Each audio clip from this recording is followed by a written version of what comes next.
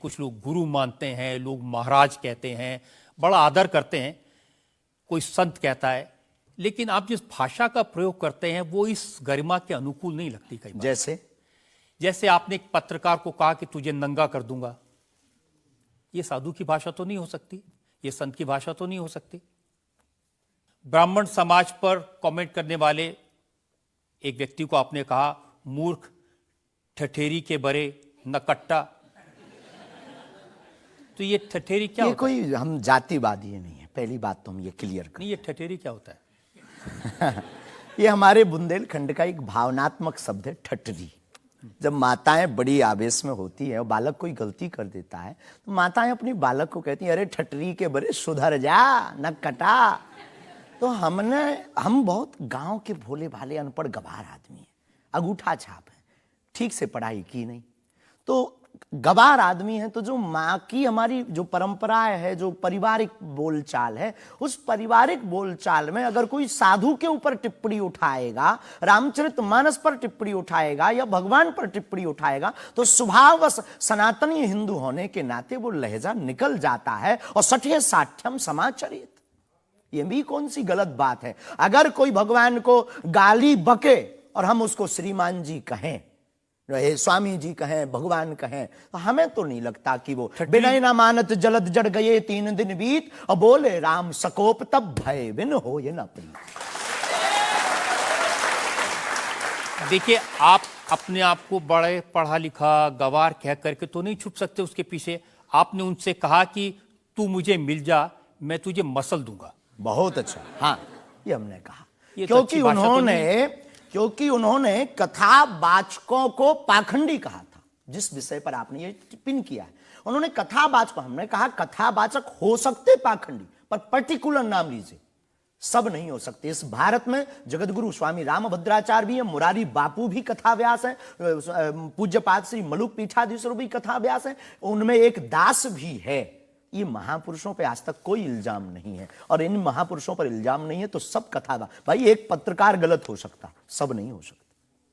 हम अगर सबको कहें कि सब पत्रकार ऐसे होते हैं तो ये हमारी धूर्तता होगी। तो उसने सब कथावाचकों को ऐसा कहा था, तब हमने उसको कहा था कि भाई अगर तुम ऐसा कहो तो महापुरुषों के बारे में तो किसी को नहीं कहना चाहिए, तो बात ठीक है, तय है। रामचरितमानस के बारे में नहीं कहना चाहिए तो तय है। तो उसके लिए अगर ऐसा मसला कह दिया समझाने के लिए, वो है तो हमारा आदमी चेला। लेकिन आपने संत तुकाराम के बारे में क्या कहा? संत तुकार को आपने कहा संत तुकाराम की लुगाई रोज उन्हें मारती थी, रोज पीटती थी डंडे से। तो किसी ने उनसे पूछा, तुम रोज लुगाई से पिटते हो, शर्म नहीं आती? इसमें बोलचाल की भाषा में थोड़ा सा वो हुआ। हमने एक कथा पढ़ी थी एक पुस्तक में, उसमें लिखा था कि उनकी पत्नी झगड़ालू, बड़ी ईर्षालु थी, बड़ी विचित्र थी, और वो संत तुकाराम जी को एक बार गन्ने के लिए भेजती, गन्ना वो एक लेकर शाम को आते तो वो उनके शरीर पर प्रहार कर देती, एक गन्ने के 2 टुकड़े हो जाते। पर तुकाराम बहुत अद्भुत महापुरुष थे, उन्होंने कहा, देख तू कितनी ज्ञानवान है, पहले गन्ना एक था, हम लोग 2 थे, तूने मेरे शरीर पर प्रहार करके गन्ने के 2 टुकड़े कर दिया, अब एक तू चूस एक मैं लूं। तो लेकिन आपने जो बोलचाल उसमें बिगड़ा जिस अंदाज में कहा था वो सम्मानजनक नहीं था, समाज के लिए असभ्य था, इसमें कोई संदेह नहीं है। लेकिन हम अपनी भाषा से समझने का कोशिश करते हैं, जो कई बार हमारी भाषा लोगों के अनुरूप फिट नहीं है। कभी आपको नहीं लगता कि संत तुकाराम जैसे महान संत के बारे में ये कह दिया, उसके लिए हमने गलती माननी चाहिए? बिल्कुल, अगर ये किसी की भावनाओं को ठेस पहुंचा तो संतों के प्रति हमारे हृदय में अथाह प्रेम है, अथाह प्रेम। और हम स्वप्न में भी, हम तो खुद साधु परंपरा से जीवित हुए हैं, नालायक से बोलने लायक संतों के कारण हुए। और हम अगर संतों का अनादर करेंगे तो अपनी जिंदगी में हम रहेंगे कहां? तो हम तो विनम्रता पूर्वक अगर किसी को ठेस पहुंचा तो हमें नहीं लगता कि हमारे द्वारा उनको ऐसा कहा, लेकिन अगर किसी को ठेस पहुंचा और शब्द ऐसा मुंह से फिसल गया तो हम क्षमा प्रार्थी, कोई संदेह। अब मैं एक और उदाहरण आपको बताता हूं। अच्छा किया कि आपने क्षमा प्रार्थना की, करना ही चाहिए साधु संतों के बारे में, अगर गलती से मुंह से कुछ निकल जाए, बहक करके अगर हो जाता तो कोई दिक्कत। आप बात कर रहे थे साईं बाबा के बारे में, और आपने कहा कि हमने सुना वो चांद मियां निकले। हाँ, सुना। आपने कहा कि कई बार लगता है कि 33 कोटि क्या कम पड़ गए, और समझदार के लिए इशारा काफी है। जी। जिन साईं बाबा को करोड़ों लोग मानते हैं, करोड़ों की श्रद्धा उनमें है, उन्हें भगवान मानते हैं, उनकी पूजा करते हैं, उनके मंदिरों में लाखों लोग जाते हैं, उनके बारे में इस तरह की भाषा? बात ये थी, प्रश्न ये था, क्या साईं बाबा हिंदू हैं या मुसलमान? हमने कहा हम तो उस वक्त थे नहीं भाई साहब, अगर होते तो देखते टोपी पहनते थे कि माला।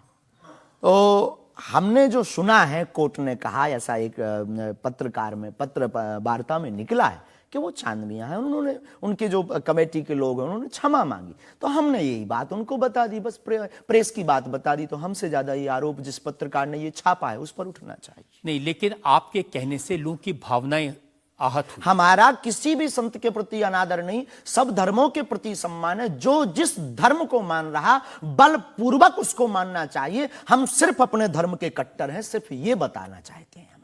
तो साईं बाबा का सम्मान करते हैं आप? बेझिझक, संत के नाते, संत के नाते बेझिझक। हमें बाबा साईं बाबा से क्या आपत्ति है, क्या विपत्ति है? हमें अपने आप से आपत्ति नहीं है, हम किसी साधु से कैसे आपत्ति हो सकती? क्योंकि जिस सनातन धर्म की आप बात करते हैं, वो वसुदेव कुटुंबकम सबसे पहले तो संयम, धैर्य, भाषा पर नियंत्रण, ये सब। लेकिन कब तक धैर्य, कब तक संयम? राम की यात्रा पर कब तक पत्थर सहेंगे? पालघर के संतों को बर्बरता के साथ मारा जाता है, कब तक सहेंगे? रामचरितमानस की प्रतियां जलाई जाती हैं, कब तक सहेंगे? संतों को पाखंडी इस देश में बताया जाता है, कब तक धैर्य और संयम रखें? एक दिन भगवान का भी धैर्य खो गया था और उन्होंने भी बाण मार करके समुद्र को सुखा दिया था और रावण का दमन कर दिया था। तो हम कब तक धैर्य, ये भोले भाले लोग, ये भोले भाले सनातनी कब तक ये धैर्य सहेंगे? और एक बात हम आपकी अदालत में बोल देते हैं, सनातन के लिए अगर हमारे प्राण जाते हों और अगर लोगों की दृष्टि में हम असंयमित हैं तो ये हमें बने रहने दीजिए। देखिए, सनातन धर्म के बारे में आप अच्छी बातें कही, किसी को आपत्ति नहीं है, लेकिन अभी जो आप इतनी जोर जोर से कह रहे थे कब तक बर्दाश्त करें, कब तक बर्दाश्त करें, तो कौन आपको बर्दाश्त करने को कह रहा है?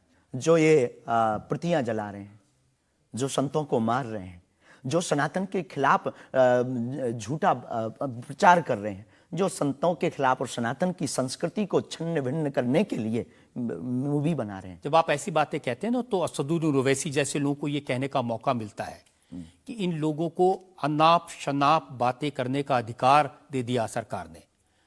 उनको लगता है कि इस तरह की बातें करते हैं उससे समाज में नफरत पैदा होती है, दीवारें खड़ी होती हैं। हम करें तो चोरी, वो करें तो सीना जोरी। उनके मंचों से मारने काटने की बात होती तब नहीं, अक्षरधाम में 40 हिंदुओं को मारा जाता तब नहीं है, उनके खुले मंच पर धर्म परिवर्तन करवाया जाता है तब कुछ नहीं होता है। उनके खुले मंच पर संतों को, कितने संतों की हम आपको वीडियो क्लिप ना दिखा दें, उनके खिलाफ टिप्पणी की, गाली बकी गई, यहां तक कि हमको भी रोज 500 गालियां आज दी जा रही। तो क्या ये सही है? शास्त्री जी, हिंदू समाज में भी ऐसे बहुत सारे लोग हैं जो इस तरह की भाषा का इस्तेमाल करते हैं, जो इस तरह की धमकियां देते हैं, जो दूसरे धर्मों की भावनाओं को हमें नहीं आहत लगता करते कि हैं। हिंदू समाज धमकियां देता है, जवाब दे। समाज नहीं, हिंदू समाज में भी कुछ लोग ऐसे वो हैं, कुछ लोग अगर जो हैं इसी तो तरह का भाषा का इस्तेमाल सबका तो नहीं कह सकते, पर हम प्रति उत्तर दें। नहीं, जो लोग ऐसे लोग हैं उनके लिए भी आपको उसी सख्ती से बोलना चाहिए। हम किसी भी पंथ के विरोधी नहीं हैं, हम सनातन धर्म के कट्टर हैं और सनातन का विरोध, हमें मुसलमानों से डर नहीं है, ना पादरियों से, ईसाइयों से, अपने में भी रहने वाले कुछ जयचंदों से भी डर है जो सनातन का विरोध कर रहे हैं, हम उनके खिलाफ भी बोलते हैं। और ये जो मसलने वाला विषय है, ये मसलने वाला विषय जो हमने बोला है वो किसी मुसलमान के लिए नहीं बोला, एक हिंदू व्यक्ति के लिए ही बोला जब उसने संतों पर उंगली उठाई थी। और बोलना हमारा, हमें मौलिक अधिकार है, हम भी भारतीय नागरिक हैं। मुसलमानों से कुछ परेशानी है? बिल्कुल भी नहीं, हमारे तो मित्र भी हैं।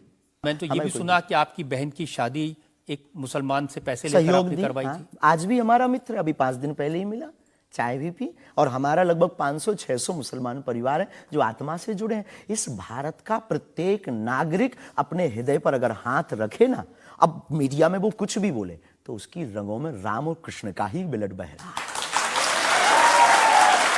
तो हम मानवता के पुजारी हैं, हम मानवता के पुजारी हैं, जातियों के या पंथ के पुजारी नहीं। हम इसको लेकर मेरे पास और इल्जाम है।